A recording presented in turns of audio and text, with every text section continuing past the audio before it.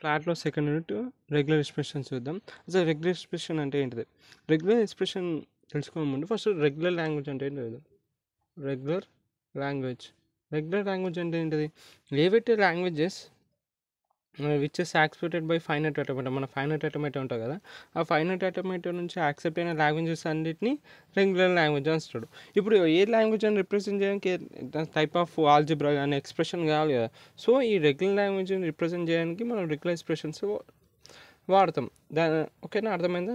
First regular language అంటే ఏంటో మీకు అర్థమైంది కదా. Regular languages are those languages which are accepted by the final. ఇప్పుడు ఫైనల్ ఆటోమేటా ఏ లాంగ్వేజ్ అయితే యాక్సెప్ట్ చేస్తుందో అవన్నీ రెగ్యులర్ లాంగ్వేజెస్ కిందకి వస్తుంది. కన్ఫ్యూజ్ కాకండి, సింపుల్. ఇక్కడ చదువుతుంది చూడండి, ఇంగ్లీష్ రాష్ట్రం. The language which is accepted by the final automata. ఏవైతే లాంగ్వేజ్ ఫైనల్ ఆటోమేటా యాక్సెప్ట్ చేస్తుందో వాటిని అన్నిటినీ రెగ్యులర్ లాంగ్వేజ్ అంటారు. ఓకే, ఇక్కడ వరకు ఓకేదా. ఇప్పుడు ఈ రెగ్యులర్ లాంగ్వేజ్ని డిస్క్రైబ్ చేయడానికి, రిప్రజెంట్ చేయడానికి ఒక ఎక్స్ప్రెషన్ కావాలి, అదే regular expression. So regular expression మనం ప్యాటర్న్ అనొచ్చు, లేకపోతే ఆల్జిబ్రా ఎక్స్ప్రెషన్ అనొచ్చు.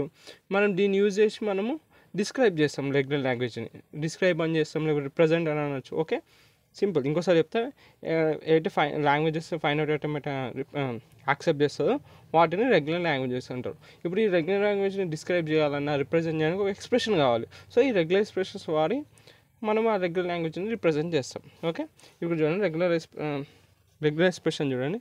Let sigma be a one input alphabet, then regular expression can be defined as. Okay, ఏదైనా ఒక ఆల్ఫాబెట్ ఇట్లా సిగ్మా ఆల్ఫాబెట్ ఇస్తే రెగ్యులర్ ఎక్స్ప్రెషన్ ఇన్ని విధాలుగా ఒక 7 విధాలుగా రిప్రజెంట్ చేయొచ్చు. ఇప్పుడు చూడండి, phi is a regular expression which denotes empty set. Okay, empty set అంటే ఏంటిది? ఆ సెట్ లోపల ఏం ఎలిమెంట్స్ లేకపోతే అది ఎంప్టీ సెట్ అంటారు.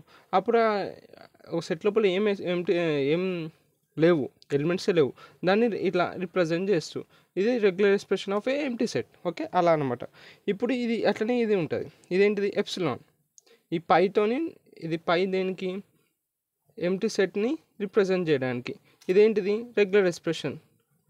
పై అనేది ఒక రెగ్యులర్ ఎక్స్ప్రెషన్ అనమాట, ఎంప్టీ సెట్ని రిప్రజెంట్ చేయడానికి. అట్లనే ఎప్సిలాన్ ఎందుకు? నల్ స్ట్రింగ్ని రిప్రజెంట్ చేయడానికి. ఇది ఒక రెగ్యులర్ ఎక్స్ప్రెషన్. అర్థమైందా? ఇది ఎప్సిలాన్ నల్ స్ట్రింగ్ని రిప్రజెంట్ చేస్తుంది. నల్ స్ట్రింగ్ అంటే ఏంటిది? ఒక స్ట్రింగ్ ఉంది కానీ స్ట్రింగ్ లెంత్ 0 ఉన్నప్పుడు దాన్ని నల్ స్ట్రింగ్ అంటారు. అర్థమైంది కదా. పై అనేది ఒక రెగ్యులర్ ఎక్స్ప్రెషన్, అది ఎంప్టీ సెట్ని రిప్రజెంట్ చేస్తుంది. ఎప్సిలాన్ అనేది ఏం రిప్రజెంట్ చేస్తుంది? నల్ స్ట్రింగ్ని రిప్రజెంట్ చేస్తుంది. నల్ స్ట్రింగ్ అంటే ఏంటిది? మన స్ట్రింగ్ ఉంది కానీ దాని యొక్క లెంత్ తెలియకపోతే 0 ఉంటే దాన్ని ఏమంటారు?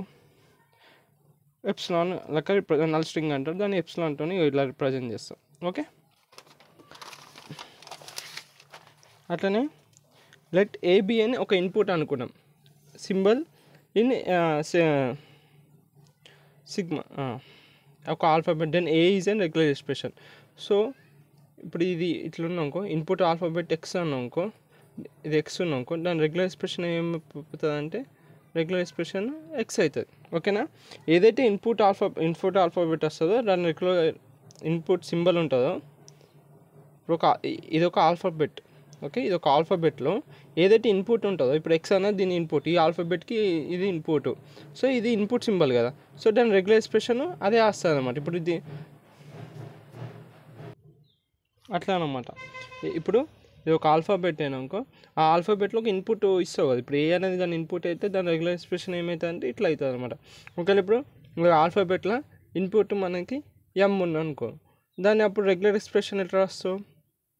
ఎం అని రాస్తావు. ఓకే, అట్లనే ఇప్పుడు R1 అనేది ఒక రెగ్యులర్ ఎక్స్ప్రెషన్ అనుకున్నాం.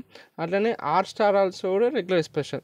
ఈ R స్టార్ అని చూసినా దీన్ని క్లీన్ క్లోజర్ ప్రాపర్టీ అంటారు. క్లీన్ క్లోజర్ అంటే దాంట్లో నల్ కూడా వస్తుంది అనమాట. 0 నుంచి 0 ఏ అట్లా వస్తుంది అనమాట. అది క్లీన్ క్లోజర్ ప్రాపర్టీ.